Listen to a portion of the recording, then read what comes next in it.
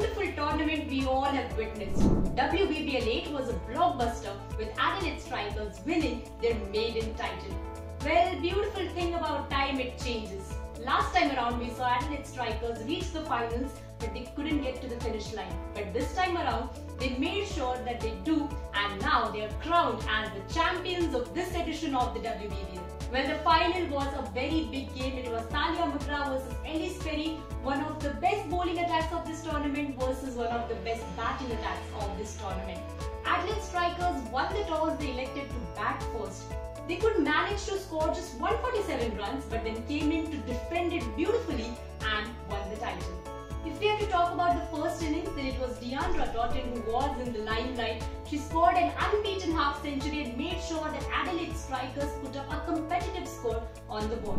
Sydney Sixers bat deep, so it seemed that probably 147 wasn't a very good score, but Adelaide Strikers made sure that it was. All the bowlers who bowled in today's match had a wicket to their account. Darcy Brown and Deandra Doughton picked 2 wickets there. Well, while Ellis Perry and Nicole Bolton were on the crease, it seemed that things would change for Sydney Sixers, but once they departed, it was all about the game that was played from the Adelaide Strikers.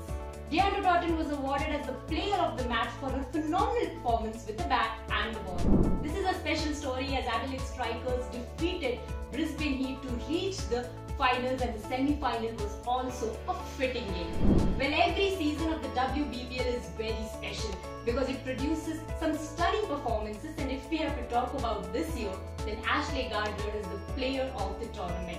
Well, look at those figures. She created the magic with both the bat and the ball and played a very important role in Sydney Sixers' journey to the final. What a player, what a story, and what a turnaround. Next up, let's talk about the player who won the golden bat. It's Beth Mooney.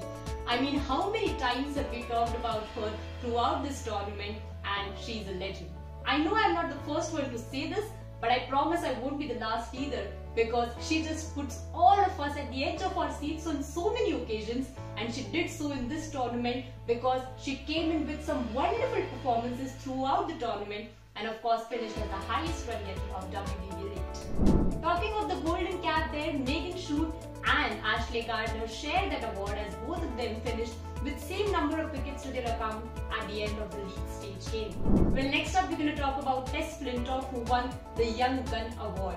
She made some remarkable contributions with both the bat and the ball for her team and also registered the fastest ever WBBL half century. Definitely one player to watch out for in the coming years for Australia. So it's a wrap of WBBL08, and we tried to give you all the updates. Hope you guys enjoyed it. And we're going to give you updates of all the upcoming tournaments as well, but for that you have to stay tuned to Women's Spring Zone.